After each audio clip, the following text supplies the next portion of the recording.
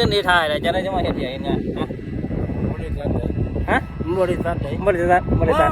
เขาได้2,500บ่มันที่ถ่ายว่าเงินที่ถ่ายแล้วก็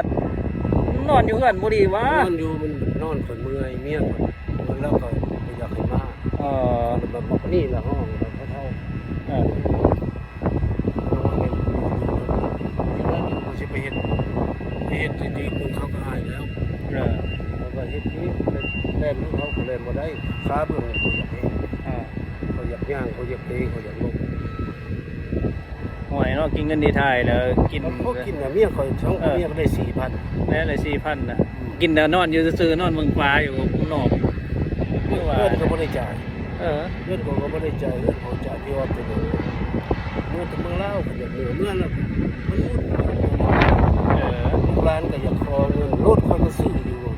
ธรรมดาเลยเนาะรถตู้นี่รถไทยนะรถเกาหลีเขาบอกรถเกาหลีรถไทยเขาซื้อ60,000 บาท60,000 ดอลลาร์นะ2 ล้านบาทป้าไว้เองมาเฮ็ดเวียกอยู่นี่ก็อยู่เฮือนอะไรดีกว่ากันเป็นอะไรสุขภาพผมไม่ได้เคยเห็นสุขภาพอยู่เฮือนอันนั้นก็มาออกมาเฮ็ดเวียกเป็นอะไรนอนเลยมันกินข้าวแล้วเขาไปกินตรงที่ข้าวเหนียวข้าวเจ้าคิดกระเดกลาบปูลาบปลาแกงขนมคือแบบพุ่งคิดเลยเป็นว่าท่านเป็นวาวานเป็นอะไรเนี่ยเป็นบางคนว่าเฮ้ยยายังก็ดีบ่มียาดีบ่มีไม่แต่ยาบรรเทาซื่อๆนะยาอันนี้เขากินให้มันลงซื่อๆให้มันลงแล้วมันก็แค่มันก็ลังก็ธรรมดาแล้วยากินแล้วมันก็ขึ้นมันก็ให้เจ้าบางคนเล่าซื่อว่ายาหลวงมันลงมันซื่อได้ถ้ามันขึ้นมันเมื่อยดิแต่มันลงพอมันให้ให้เจ้าได้ลงไปตามไปเลยคนมันเข้าลงตัวแรกลงหมดคือแห่งตัวแทน